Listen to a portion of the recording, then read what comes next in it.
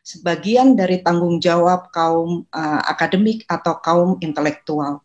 Oleh karena itu, izinkan saya pada sore hari ini mewakili teman-teman yang sudah menandatangani pernyataan sikap untuk membacakan di hadapan para guru besar yang saya hormati, para doktor, kemudian juga saudara-saudara mahasiswa ataupun juga peserta webinar yang lainnya. Pengesahan Undang-Undang Cipta Kerja pada tanggal 5 Oktober 2020 yang dilaksanakan pada tengah malam sungguh mengejutkan kita semua.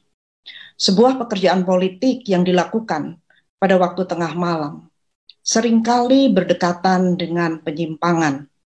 Tetapi juga pengesahan pada tengah malam menjungkir balikkan perspektif publik terhadap gambaran kinerja DPR dan pemerintah terhadap pembentukan peraturan atau pembentukan undang-undang.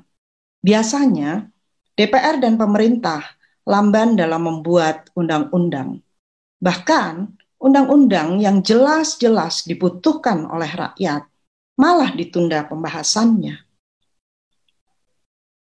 Kenapa Undang-Undang Cipta Kerja yang prosedur dan materi muatannya sebagaimana tadi telah disampaikan banyak bermasalah, harus terburu-buru disahkan, bahkan sampai menyita waktu istirahat para anggota dewan dan menteri-menteri yang terhormat. Begitu banyak telaah ilmiah yang mengkritik kehadiran Undang-Undang Cipta Kerja, tapi pembuat undang-undang bergeming. Lalu dianggap apa sesungguhnya partisipasi publik yang harus diadakan menurut pasal 96 Undang-Undang Nomor 12 Tahun 2011, Yungto Undang-Undang Nomor 15 Tahun 2019 tentang pembentukan peraturan perundang-undangan. Apakah memang tidak ingin mendengar suara kami, suara rakyat, sebagai pemegang kedaulatan di negeri ini? Untuk siapa sebetulnya Undang-Undang Cipta Kerja ini jika rakyat tidak didengarkan?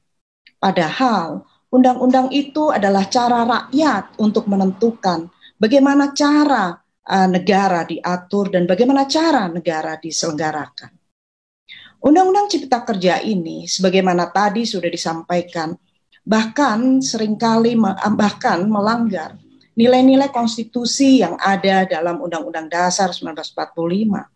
Contohnya, pasal 18 ayat 5 Undang-Undang Dasar 1945 menyatakan pemerintah daerah dijalankan dengan otonomi seluas-luasnya, kecuali terhadap kewenangan yang ditentukan sebagai kewenangan pusat. Ternyata, Undang-Undang Cipta Kerja ini banyak sekali menarik semua kewenangan ke pusat dengan ratusan peraturan pemerintah yang menjadi turunan undang-undang ini. Peran pemerintah daerah dengan demikian seakan-akan dikerdilkan. Jakarta menjadi terlalu kuat, bahkan pendapat asli daerah bisa berkurang karena undang-undang inisiatif dari pemerintah. Hak-hak buruh pun, sebagaimana kita lihat kemarin demonstrasi terjadi besar-besaran, seakan-akan diambil alih dengan menyerahkan melalui peraturan perusahaan.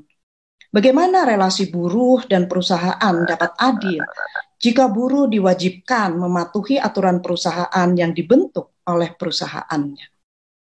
Jangankan hak manusia, hak lingkungan hidup pun diabaikan. Pak Presiden, Bapak Menteri, para anggota DPR yang terhormat, serta semua tim yang terlibat di dalam pembentukan Undang-Undang Cipta Kerja. Ini adalah keberatan yang disampaikan oleh kami, para rakyat Indonesia, terutama dari kaum akademisi yang berasal dari berbagai universitas. Sebagaimana tadi sudah saya sampaikan, forum yang ada pada sore hari ini merupakan salah satu bentuk tanggung jawab kaum intelektual. Kami berharap agar bapak-bapak, ibu-ibu yang terhormat, serta saudara-saudara yang lainnya yang terlibat di dalam pembentukan Undang-Undang Cipta Kerja ini dengan sungguh-sungguh mendengarkan suara keberatan kami rakyat Indonesia.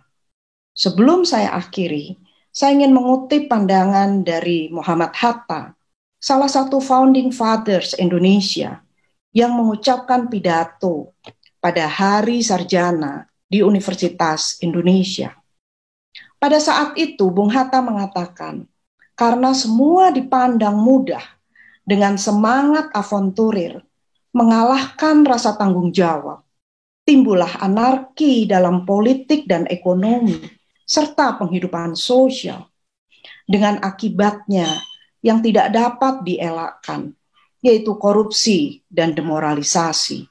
Muhammad Hatta, tanggung jawab moral kaum inteligensia.